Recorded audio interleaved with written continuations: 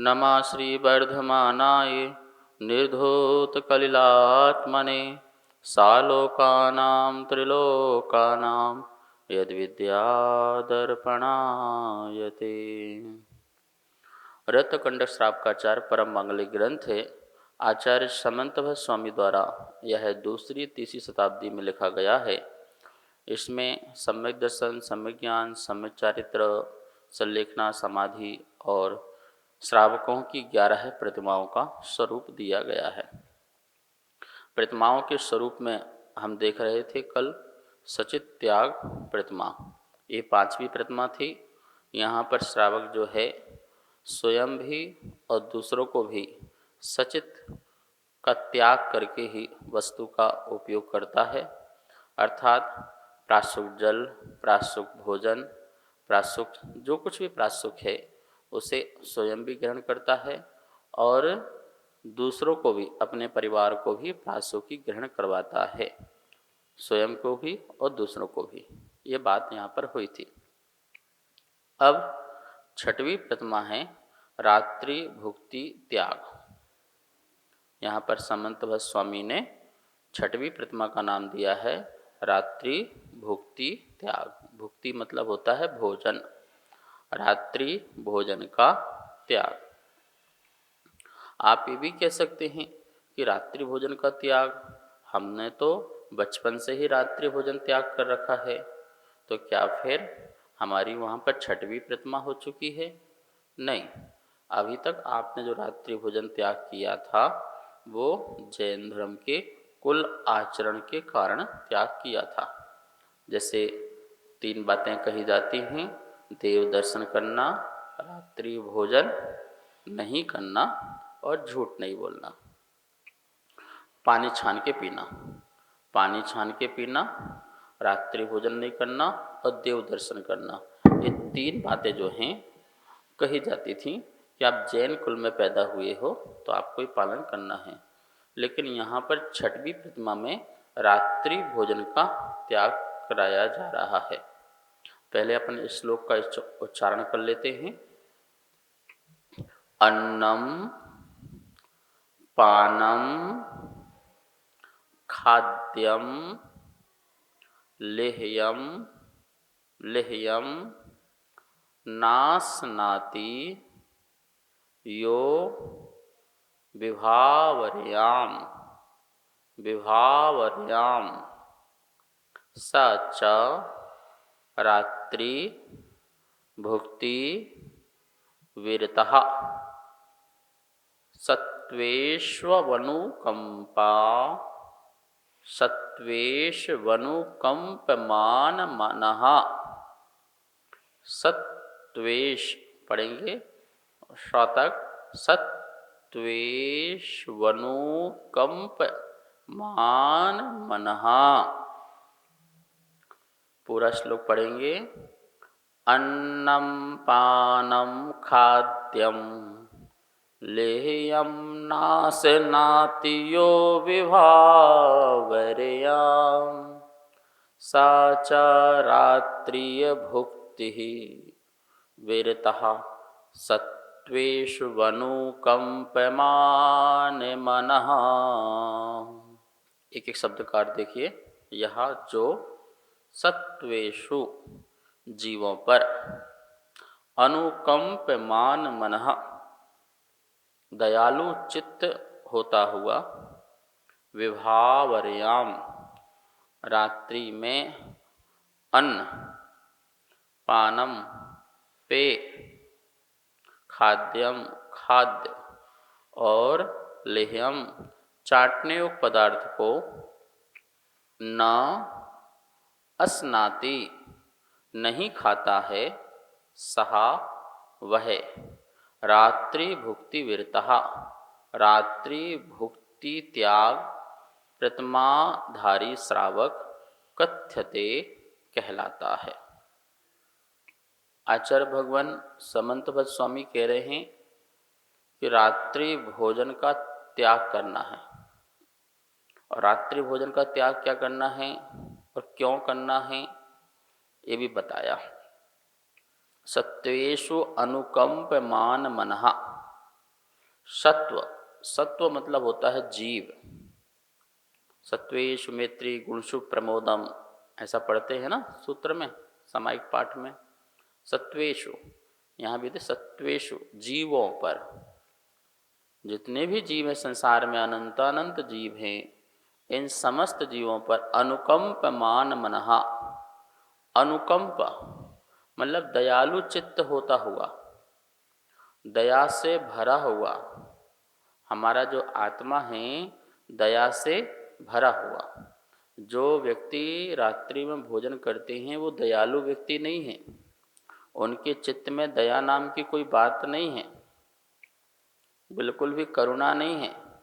यदि जीव पर दया हो तो कभी भी रात्रि भोजन ना करें। कहने मात्र से ये नहीं होता कि आप अहिंसक हैं, हम जैन हैं और हम अहिंसक हैं, ये कहने से थोड़ी होता है, इसको आचरण में पालन भी किया जाता है। यदि आप रात्रि में भोजन कर रहे हैं तो आप नाम जैनी हैं, नाम जैनी हैं, आप दया नहीं कर रहे हैं। जैसे कल देखा था अपन ने दया मूर्ति, कितना सुंदर शब्द दिया था, और आज कह रहे हैं अनुकंप मान मनहा। कल तो आप दया मूर्ति हो गए थे, ठीक है, लेकिन आज आप क्या होने वाले हैं, आप अनुकंप मान होने वाले हैं, अर्थात दयालु चित्त होने वाले हैं कि आप जीवों पर दया के भाव रखने से रात्रि में विभाववर्याम, विभाववर्याम मतलब रात्रि में, विभाववर्याम मतलब रात्रि में, आपको रात्रि में 4 प्रकार के आहार को छोड़ना है। अन्नम पानम खाद्यम लेहम। अन्न, अनाज, बहुत प्रकार के अनाज होते हैं। वैसे तो आदिनाथ पुराण में 18 प्रकार के बताए हैं, और गिनती गिनने चलो तो बहुत हो जाएंगे, 100, 150, 200, ऐसे बहुत अनाज हो जाते हैं। तो बोले अन्नम, अन्न को, पानम, पान, पेय, जो पेय पदार्थ हैं, लिक्विड जो भी पदार्थ हैं वो पेय पदार्थ हैं। खाद्यम, और जो खाद्य पदार्थ है मतलब स्वाद वाला खाद्य पदार्थ है। लेहम, जो चाटने योग पदार्थ है, जिसको अपन चाटते हैं, लपसी होती है, रबड़ी होती है, चाशनी होती है, जो चाटने वाली चीज़ें हैं वो लेहम। कितना सुंदर तरीके से सारे भोजन को 4 पार्टों में बांट दिया गया है। आप ये खाते हो तो आप अन्न खा रहे हो, आप ये खाते हो तो पी रहे हो तो आप पान ले रहे हो, और चाट रहे हो तो ले है, और कुछ स्वाद वाली वस्तुएं हैं, इलायची है, लौंग है आदि, जो इलायची स्वाद वाली वस्तुएं होती हैं वो खाद्य में, ड्राई फ्रूट्स आदि इस स्वाद में चले जाएंगे। ये 4 प्रकार के पदार्थों को नहीं खाता है। महाराज जी हमने तो पहले ही त्याग कर दिया है, हमें छठवीं प्रतिमा में लाकर के क्यों त्याग कराया जा रहा है? हमें तो जब पहली प्रतिमा ली, अनुव्रत ली, और पहली प्रतिमा तो छोड़ो, हम तो जब सम्यक दृष्टि थे तब भी हमने त्याग कर दिया था। आपने वहाँ पे जो त्याग किया था वहाँ स्वयं का त्याग किया था, पर दूसरों को नहीं खिलाएंगे ऐसा त्याग नहीं किया था। अभी आप घर में थे, परिवार में थे, बच्चे हैं, बच्चों को भी आपको भोजन कराना पड़ता है, वो पानी मांगते हैं, आप पानी देते हैं। माँ जो है बच्चे को दुग्ध पान कराती है। अब छोटा बच्चा है, उसको भूख लगी है, अभी अभी बच्चा पैदा हुआ है, भूख लगी है, तो क्या माँ दूध नहीं पिलाएगी? बच्चा बहुत रो रहा है तो दूध पिलाएगी, तो रात्रि में दूध भी पिलाती है। और भी अन्य बहुत सारे कारण होते हैं। यदि पति रात्रि को आ रहा है, दुकान बंद करके आ रहा है और उसको भोजन चाहिए तो उसको भोजन भी देती है। तो छठवीं प्रतिमा के पहले पहले वह कार्य करती है जो घर के लिए उचित है। कोई लड़ाई ना हो, कोई झगड़ा ना हो, कोई किसी प्रकार की बेमिनस्ता ना हो और घर का वातावरण भी ठीक रहे। अतः वो अपने नियम का पालन तो करती है या करता है कि मैं रात्रि भोजन नहीं करूँगा, लेकिन यदि घर वाले यदि कोई करते हैं तो उनको मना भी नहीं करेंगे। हाँ, समझा सकते हैं, थोड़ा जल्दी आ जाया करो, जल्दी कर लिया करो, इस प्रकार से समझाया जा सकता है, लेकिन हठाग्रता से मना नहीं किया जा सकता है। धर्म का उपदेश देकर के उसको उद्बोधन दिया जा सकता है। देखो, रात्रि भोजन करने से कितने जीवों की हिंसा होती है।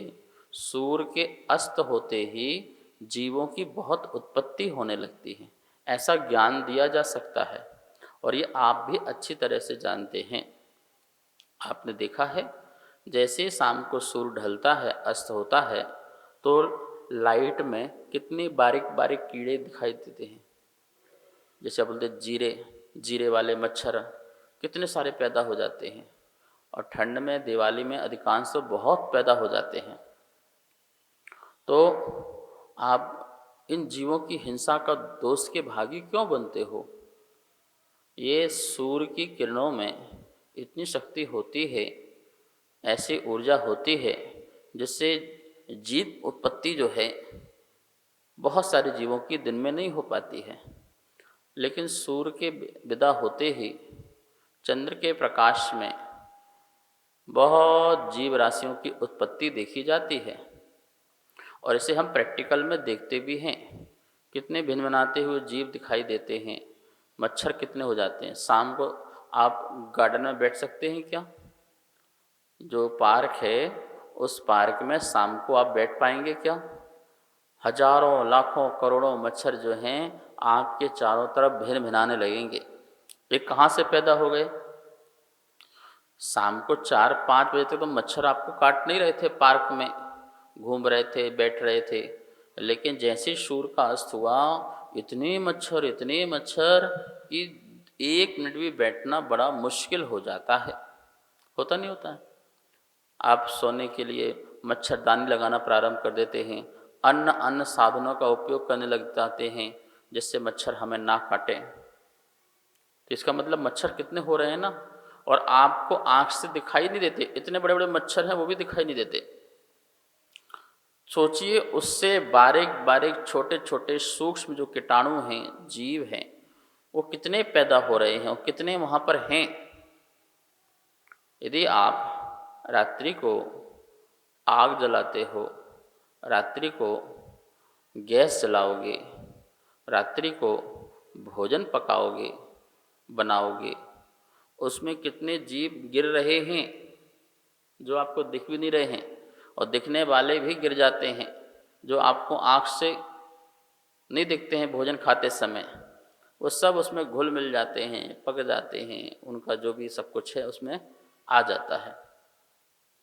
कभी कभी तो ऐसे जीव भी जो विषाक्त वाले हैं, जिनमें जहर होता है, जिनके भोजन में जाने से कई प्रकार की बीमारियां पैदा कर देते हैं, अंदर जाकर के इन्फेक्शन पैदा करते हैं। रात्रि में भोजन करने वालों के लिए अस्पताल है, अति भोजन करने वालों के लिए और रात्रि में भोजन करने वालों के लिए। दिन में भी भोजन कर रहे हो और अति भोजन कर रहे हो तब भी आपके लिए अस्पताल है, और रात्रि को भोजन कर रहे हो तो भी अस्पताल है। ये जितनी भी दवाइयाँ हैं, ये दवाई की दुकानें हैं, ये उन लोगों के लिए हैं जो रात्रि भोजन करते हैं, जो मांस मदिरा आदि सेवन करते हैं, जो गंध संध खाते हैं और दिन में भी अतिरिक्त भोजन करते हैं। ये उन लोगों के लिए ये दवाइयों की दुकान है। जगह जगह गली गली दवाई की दुकान खुल चुकी हैं, और गली गली नहीं, तुम्हारे घर में भी खुल गई हैं। आपके घर में दवाई का डब्बा रहता है हरदम तैयार, पूरा। ड्रॉज खोलो तो दवाई, अलमारी खोलो तो दवाई, आप पर्स खोलो तो दवाई, आपके जेब में दवाई, आपके पर्स में दवाई, आपके ड्रॉज में दवाई, आपकी अलमारी में दवाई, जहाँ लेटे हो वहाँ पास में दवाई। कुछ हुआ, खोला ड्रॉज, दवाई निकाली, खा लिया। ये समाधान थोड़ी है, ये तो बहुत सारी बीमारियों को पैदा करने का और भी एक कारण है। कोई भी एलोपैथिक दवाई होती है वो आपको स्वास्थ्य ठीक नहीं करेगी, वो और भी ज़्यादा बीमारियां पैदा करेगी आपको। इसलिए आप अपने में संयम रखो, महावीर भगवान की बात मानो, तीर्थंकरों की बात मान लो, हमारी तुम्हारी ना मानो तो डॉक्टरों की मान लो। डॉक्टर भी कहता है भाई दिन में खाओ, थोड़ा खाओ, ज़्यादा मत खाओ, कम खाओ, गम खाओ, ये सब डॉक्टर भी बोलते हैं। छना हुआ पानी पियो, उबाल के पानी पियो, गर्म पानी पियो, सब्जियों को बहुत ही बॉयल करो, गर्म पानी से धो, उनका शोधन करो, थोड़ा सा बनाओ, मसाले कम खाओ, ठीक है ना, सात्विक भोजन करो, उबला हुआ भोजन करो, ये सब डॉक्टर भी कहते हैं। आप उनकी बात मान लो। जब आप भगवान की बात नहीं मान रहे तो उनकी बात मानो। कुछ लोग मान भी रहे हैं। यदि भगवान की बात, धर्म की बात मान करके नियम लेकर के पालन किया जाए तो नियम का आपको बहुत फल मिलेगा, बहुत फल मिलेगा, क्योंकि वहाँ आपने इच्छाओं को रोका है। नियम लेने से आप अपनी इच्छाओं को रोकते हैं, और जब इच्छाओं को रोकते हैं तो आपका उसका फल ज़्यादा मिलेगा। डॉक्टर कहे तो आप इच्छाओं को रोकते नहीं हो, मजबूरी में आप त्याग करते हो। डॉक्टर के कहने से आप मजबूरी में त्याग करते हो रात्रि भोजन, अनछना पानी, अभक्ष का, मांस मदिरा का।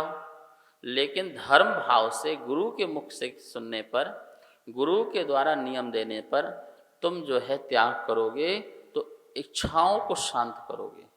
वो तुम्हारी तपस्या कहलाएगी, वो तुम्हारा त्याग तपस्या है। इच्छाओं का निरोध करने पर कर्म की निजरा होगी, और धीरे धीरे सने सने जो है मोक्ष की ओर तुम्हारा क्या होगा, प्रयाण होगा, मोक्ष की ओर बढ़ोगे, और एक दिन ऐसा आएगा जो उत्तम सुख की प्राप्ति होगी। कार्यक्रम पाठशाला के पुण्यार्जक थे श्री दिगंबर जैन मंदिर, लोधी कॉलोनी, दिल्ली।